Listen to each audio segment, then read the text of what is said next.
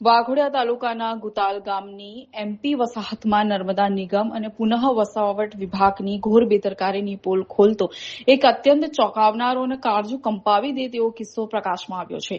Social media પર ઘૂંટણસમા કાદવ કિચડમાંથી પસાર થતી એક અંતિમ યાત્રાનો હૃદયદ્રાવક વિડીયો વાયરલ થતા સમગ્ર પંથકમાં વહીવટીતંત્ર સામે ભારે ફિટકારની લાગણી વરસી રહી છે.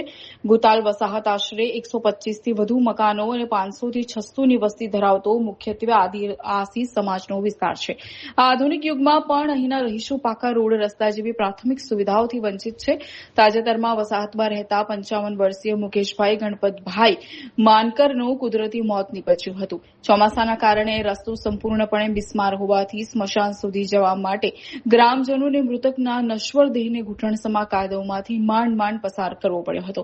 આ ઘટનાની વ્યથિત સ્થાનિકોએ ભારે આક્રોશ સાથે જણાવ્યું હતું કે અમને જીવતો રોડ જેવી કોઈ સુવિધા મળી જ નથી, પરંતુ મોત બાદ અંતિમ સફરમાં પણ તંત્રની લાપરવાહીના કારણે આવી અગ્નિ પરીક્ષા આપવી પડી રહી છે. ચોમાસાની શરૂઆતમાં જ રસ્તાઓ ધોવાઈ જતા વસાહતમાં વાહનો તો ઠીક, પગપાળા ચાલવું પણ અશક્ય બન્યું છે. વિડીયો વાયરલ થયા બાદ મીડિયાની ટીમે સ્થળ પર પહોંચી લોકોની વેદના જાણી હતી. હવે જોવાનું એ રહેશે કે આ કાળજું કંપાવતી ઘટના બાદ જાગીને તંત્ર ગુતાલ વસાહતના ગરીબ રહીશોને ક્યારે પાકા રસ્તાની સુવિધા આપશે.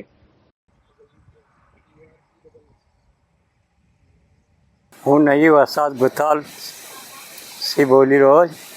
हमारी 35 साल से बसावट थी. यहाँ नहीं तो दवाखानु है, नए गांव में रोड न को ठिकाणों है कई, और खेतर जाने की इतनी आफत पड़ी रही हमारी. कभी पाक भी लेवा तो माता कसो लावणु, सिर ऊपर कसो लावणु, हाथ जा तो नहीं. तो एक तो हमारो खेतर को रोड बनाई डालो और दूसरो गांव में रोड बनाओ. तीसरी बात, हमारा लिए निगम ना शमशान की जगह नहीं फाड़ी.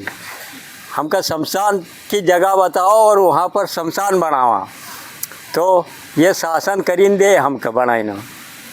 कल अपना वीडियो वायरल हुआ था शमशान का रास्ते का, क्या उसमें क्या है दिक्कत?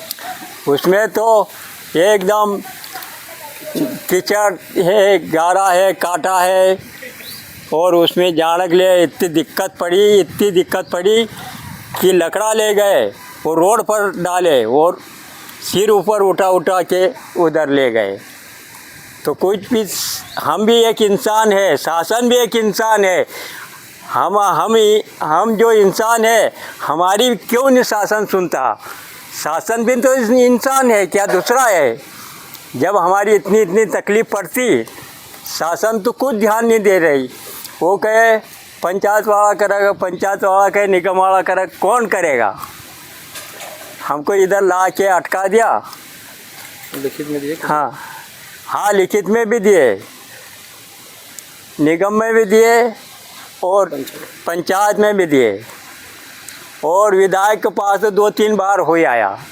મારું નામ દીપક છે. હું ગુતાલ વસાહતમાં રહું છું. અમારા લાઇટનો બહુ પ્રોબ્લેમ થાય છે. જે લાઇટ આવે છે પંચમહાલમાંથી, લાઇટ બિલ ભરવાનું વાઘોડિયામાં.